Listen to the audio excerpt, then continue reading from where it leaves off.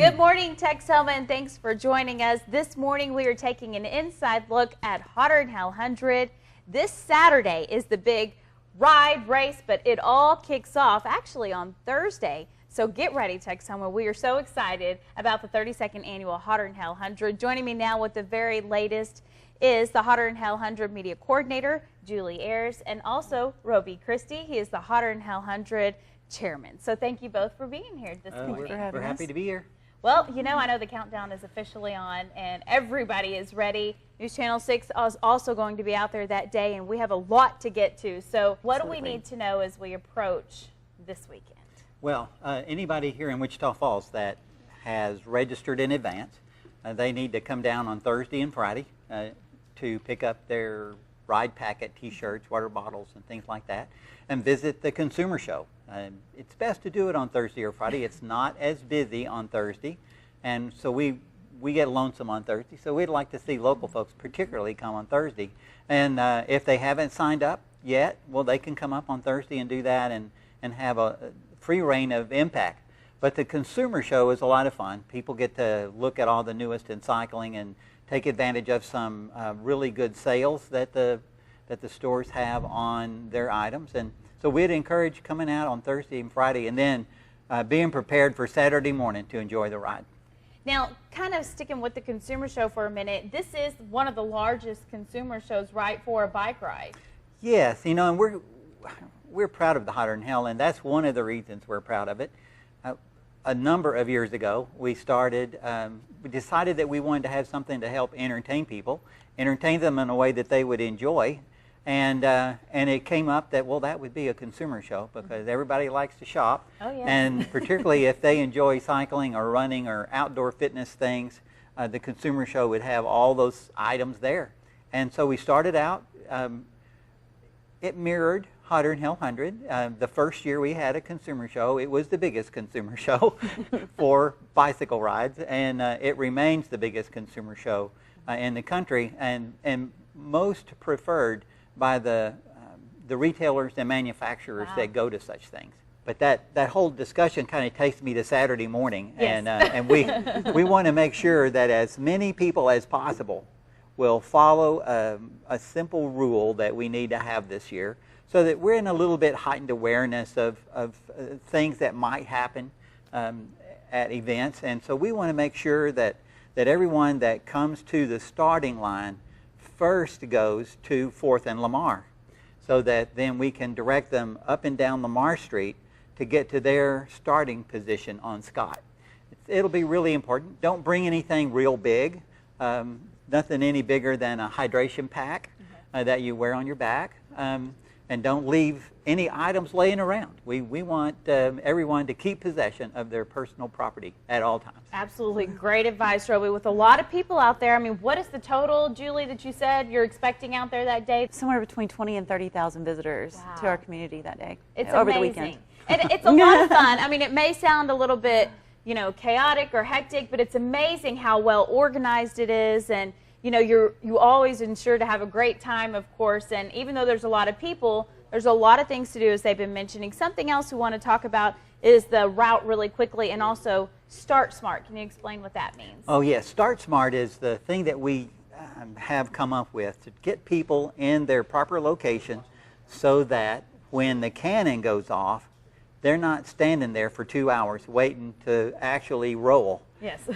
And there was a time back in the late 80s that it might take an hour and a half to get the last person across the starting line. But as we have it right now, we have the fast 100-mile people. They're staged at 3rd Street. And then there's another group of hot 100-milers that are staged at 4th Street. And then it goes on back so that you go to your proper location. And when the cannon goes off, the first group is allowed to go. Everybody else is held by trucks and trailers, so they can't start until there's a little rolling space in front of them, and then they move out of the way and they get going.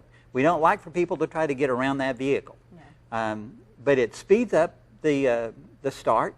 It's a lot safer. If you have a lot of room around you, you can ride a lot safer. You're not bumping into one another, and so they can if they'll just wait for their time to start, and people will make that obvious, they'll get off to a good quick start. Last year we cleared the starting line, I think it was in 35 minutes. Wow. And we want to do that again.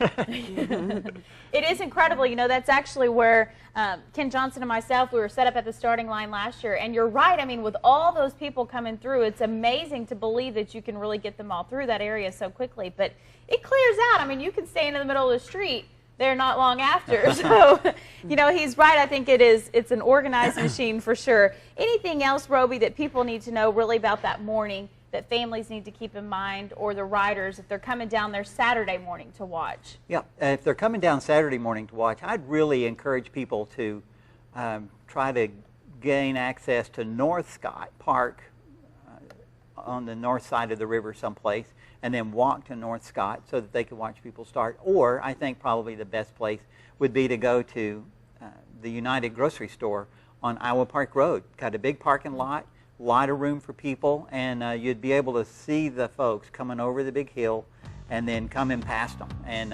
it's the best spot, I think, on Saturday morning to see people start.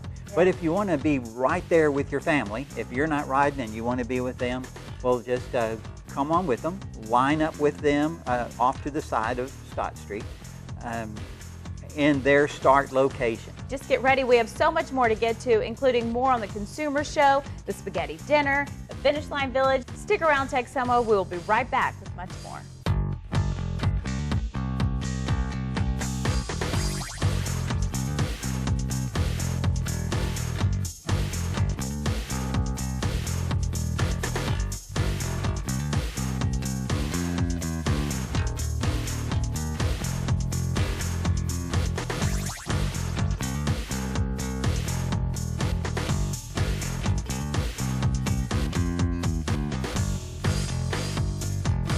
This Hotter and L100 coverage is brought to you by 4 Stars Auto Ranch.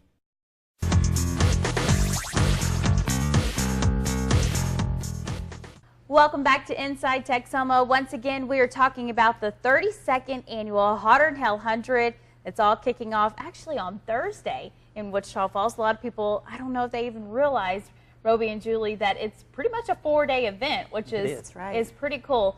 So starting on Thursday, we had mentioned a little bit earlier, Roby was telling us it's one of the biggest, the consumer show. Right. And Thursday's when it kicks off, right, Julie? Yes, it does. We'll have over 82 vendors. It will start on Thursday from 4 to 8 p.m.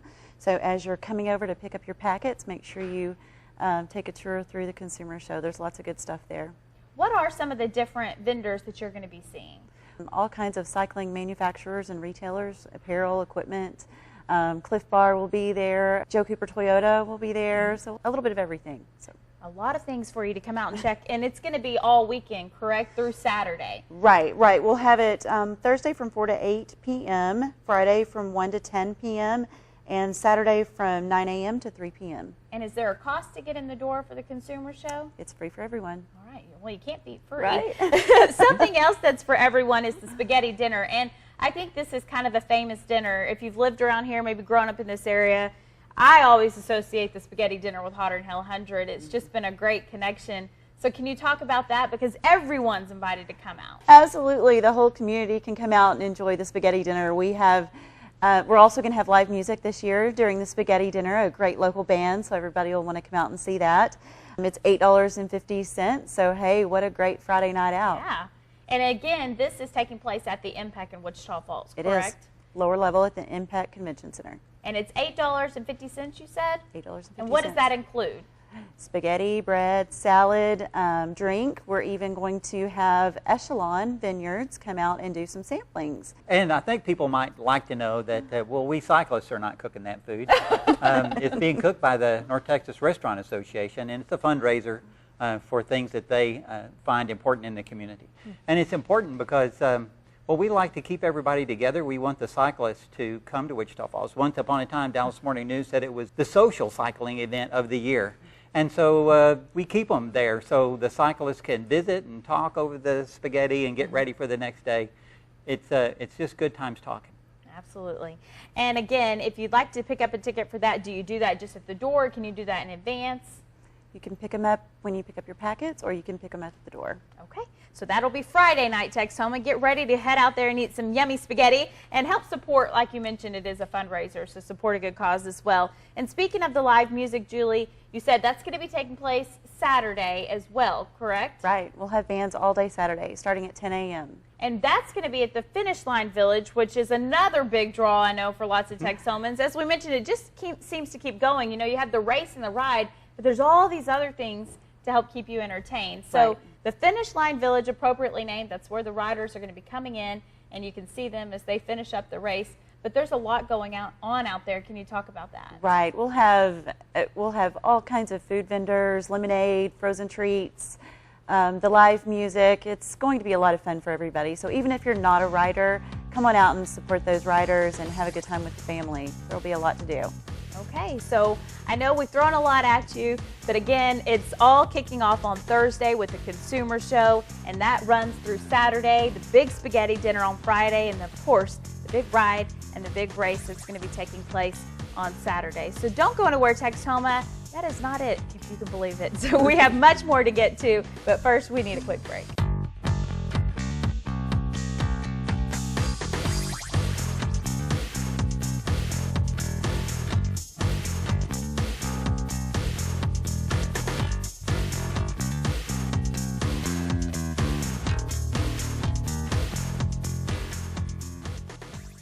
This Hotter in Hell 100 coverage is brought to you by 4 Stars Auto Ranch.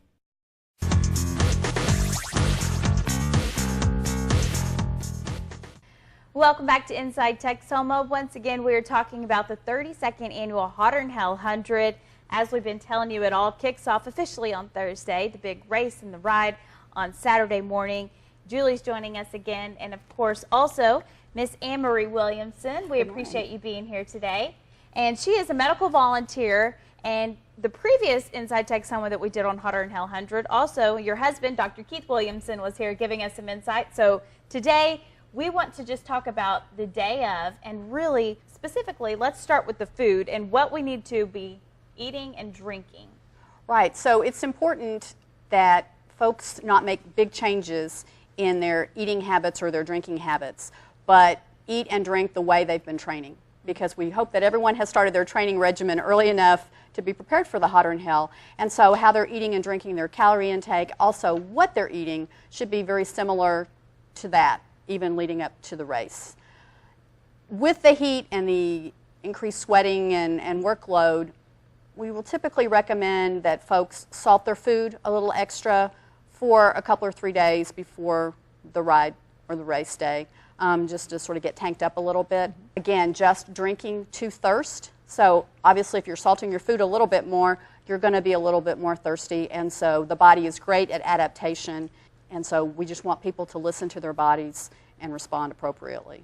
And I love that. I want to go back to drinking to thirst, because it seems like we've always been told, drink before you're thirsty. You know, start drinking as much as you can when you're outdoors. But as Dr. Williamson was telling us last time, that's not always the case, right? I mean, you can overhydrate, which I thought was interesting. That's absolutely right. In fact, many of the more serious problems that we see at the Hotter in Hell are related to overhydration. People develop what's called hyponatremia, which means they don't have enough sodium in their body fluids, and that causes swelling in all the cells, but in the brain especially, and can have altered mental status as well as seizures. Wow. And so we really want to encourage people to listen to their bodies.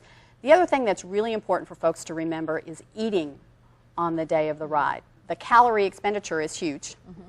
And because of how the body responds when it's under stress, there is no way to consume enough calories to stay ahead or even caught up with the amount of calories that are expended that day.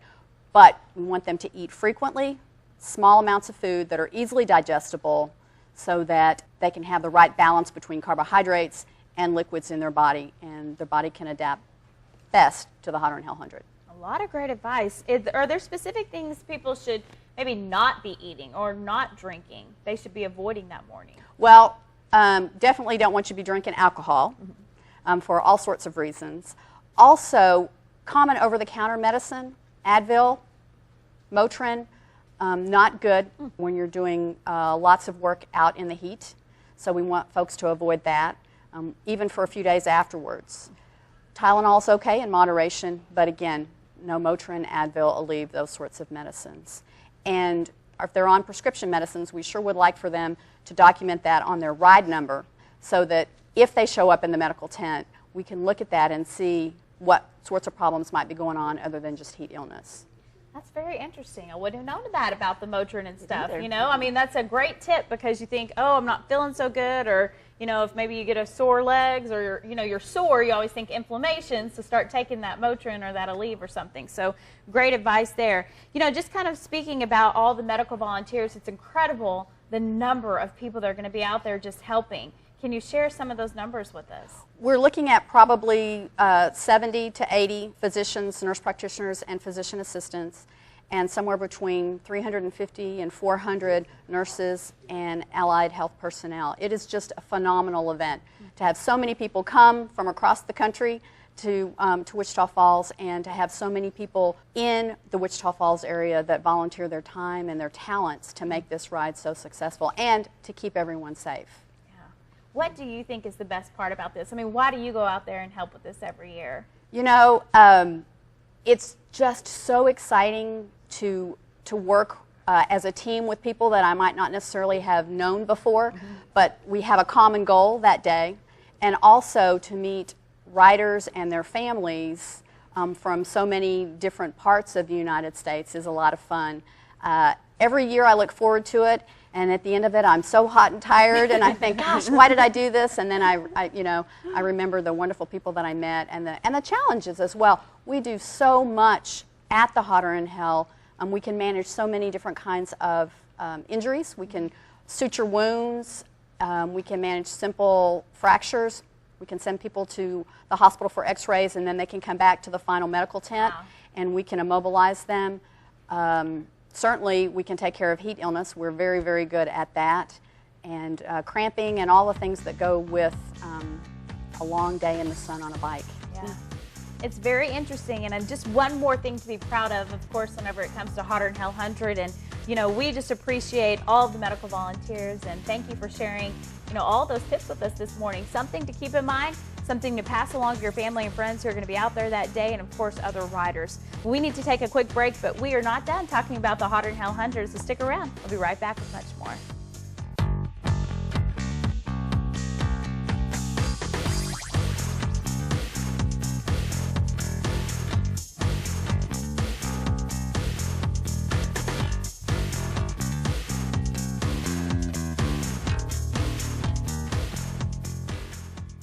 This Hotter in Hell 100 coverage is brought to you by 4 Stars Auto Ranch.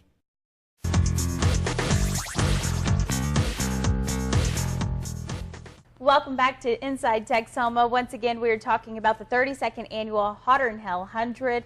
The big ride race kicks off on Saturday. There is a lot of stuff, though, as we've been telling you, taking place before then, and that includes a lot of criterium races and off-road events. Joining us now with the latest on that, again, Julie Ayers, and also Adam B1. He is the race committee, so thank you, Adam, for being here. You're welcome.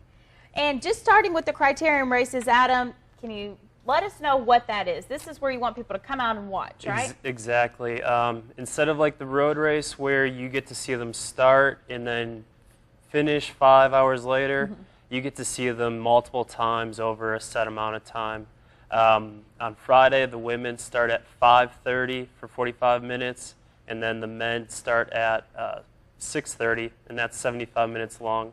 So with the men, they'll be reaching speeds anywhere from 25 to 40 miles an hour. Wow. Throughout the race, too, they'll announce for the field that for prizes, either money or merchandise, and just breaks it up, gives the spectators something else to watch for. So if you're coming out, those are definitely the ones to go watch on Friday night. Bring noisemakers, bring the family. It's a whole lot of fun. And where is this taking place? Where do you need to come? This would be outside of MPAC, but outside of the Coliseum. And I know there's lots of people out there to help guide you and direct you. You'll be able to see it. Yeah, there'll be pace cars going around and motorcycles, so it should be easy to find them. And that's Friday night, you're saying, correct? Friday night, yes. And then we also have them again on Sunday for multiple categories, starting as early as 7 a.m. and going into the afternoon around 2 o'clock. Is there a charge? Is there a fee to come watch this? No, it's all free to watch. That's the best part about bike racing. I love it. A lot of different events and a lot of free events that you can head out to if you're looking for something to do. As you mentioned, a family event, which is always good. And also something else is the off-road events, and you can watch them or you can take part in this, correct? Absolutely, absolutely. We'd like to encourage everybody to come out and watch our mountain bike races on the Wichita Trail, and those will be on Friday starting at 10 a.m. And after the mountain bike races are over, we'll have a new event this year called the Rugrats on the Wichita, and that is a free event for children under 12 years of age. And that one will be really fun to watch. It'll be about a mile long and little hills and stuff. It'll be a lot of fun for the whole family. And something we really want to point out this morning is that the registration, you know, for especially the mountain bike events, it's cutting off tonight at midnight. Tonight at midnight is your last opportunity to register for the mountain bike races. There will be no late registration after that for the mountain bike races. That does not include the Rugrats on the Wichita. You can register. That only has walk-up registration the day of. We would like to encourage everybody to come out about an hour beforehand, get all signed up, and make sure our helmets are in place and all that good stuff. All online registration for all events ends at midnight tonight as well. So that's another thing to remember. If you want to do online registration, you have to do it before midnight tonight. For all other events other than the mountain bikes, you can late register in person starting on Thursday at 4. What about the marathon, the 10K, and the half marathon? Wow, we will have trail runs on Sunday. We'll have a 10K and half marathon, also at the Wichita Trail. Wow. A lot going on. You know, again, I know we keep saying that, but it's just so true. Adam, is there anything that you would like to share to just encourage people to come out? Well, I'm a racer myself, so I'll be out there, and it's always good to have people encouraging you, and you know, you get that rush from the crowd cheering you on. It's really fun to be out there, and yeah, it's definitely fun for the spectators, and compared to just say hi, good luck, and you know, 4 hours later, how was it? Where you get to actually see what these guys are going through and see them suffer out there. And I love that. It's something you don't always think about. It's not just for the spectators, but you're encouraging, you know, even your local riders and your racers, and just cheering them on.